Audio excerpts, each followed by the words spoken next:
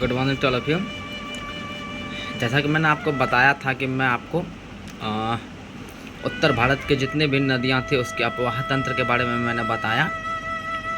आज मैं आपको दक्षिण भारत की नदियों के बारे में अवगत कराऊंगा।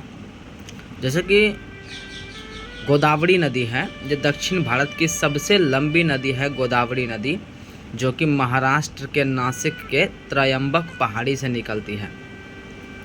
दक्षिण भारत की सबसे लंबी नदी भी है गोदावरी और महाराष्ट्र के नासिक के त्रयंबक पहाड़ी से भी निकलती है गोदावरी। गोदावरी की अगर सहायक नदी को देखें तो पेनगंगा, वैनगंगा, वर्धा, पूर्णा, मंजरा, इंद्रावती, ये सब क्या हैं? गोदावरी नदी की सहायक नदियां हैं। पेनगंगा, वैनगंगा, वर्धा, पूर्णा, मंजरा, इंद्रावती।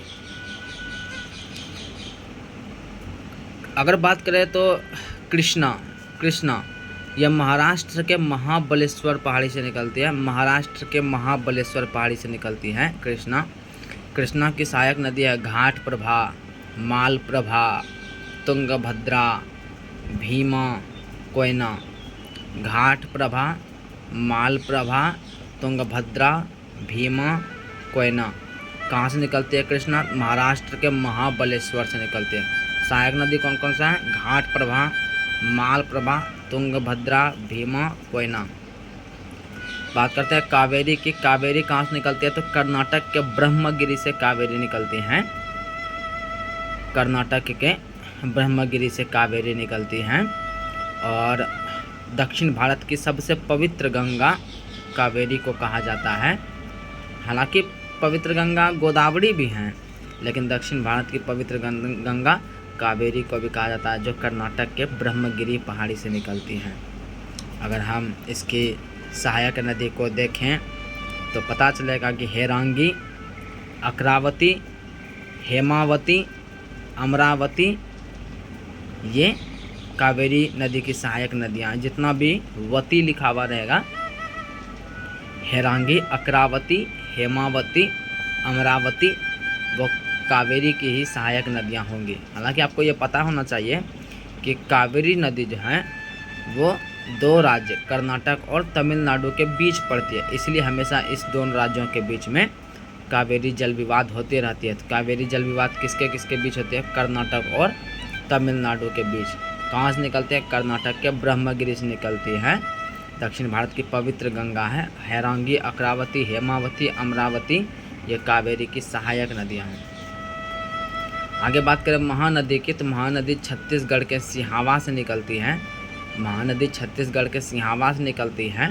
छत्तीसगढ़ के सिहावा से निकलती हैं।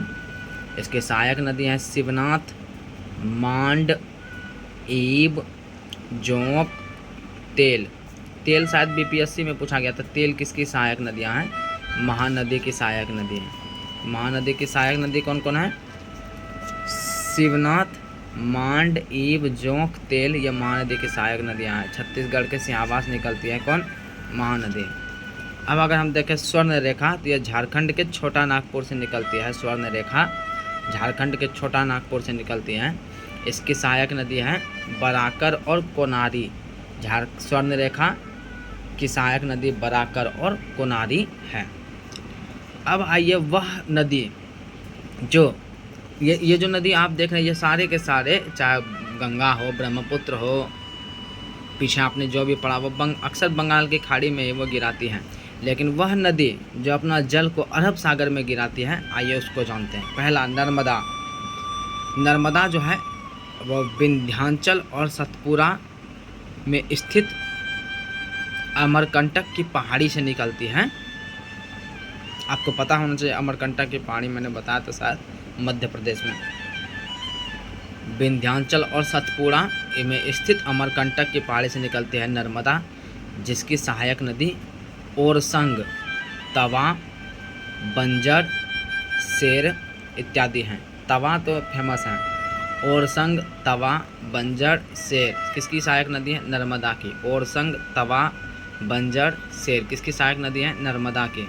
कहाँ से निकलती है नर्मदा? तो विंध्याचल और सतपुरा में स्थित अमरकंटक से निकलती है।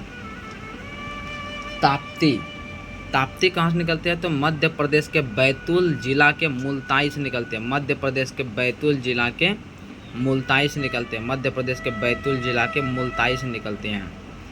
ताप्ती की सहायक नदी जो है ताप्ती जो है ताप्ती वो नर्मदा की सहायक नदी है। ताप्ती है ना दोस्तों। तो मध्य प्रदेश के बैतूल जिला के मुल्ताई से निकलती है ताप्ती। हालांकि तवा भी नर्मदा की सहायक नदी है।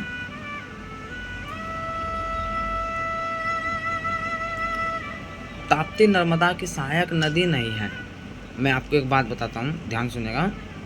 मध्य प्रदेश के बैतूल जिला के मुल्ताई से निकलती है ताप्ती, और नर्मदा और ताप्ती ये दो एक ऐसी नदी है जो एस्चुरी बनाती है, मतलब डेल्टा का निर्माण नहीं करती। अब ये डेल्टा क्या है और एस्चुरी क्या है? देखिए, जब भी कोई भी नदी अपने अंदर जो भी अवसाद, मिट्टी ये वो लेके चलती है ना, जिस टाइम ये नदी किसी खाड़ी में गिरती है तो उस टाइम इसकी स्पीड कम हो जाती है, तो वो मिट्टी को ढो के लेके नहीं जा पाती है, तो वो मिट्टी को छोड़ देते हैं, जिससे कि एक डेल्टा का निर्माण हो जाता है।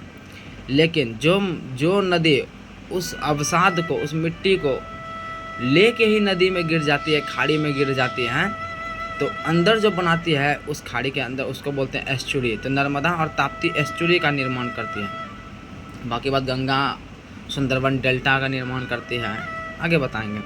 माही मध्य प्रदेश के विंध्याचल पर्वत के मेहंद झील से निकलते हैं। माही नदी मध्य प्रदेश के विंध्याचल पर्वत के मेहंद झील से निकलती है।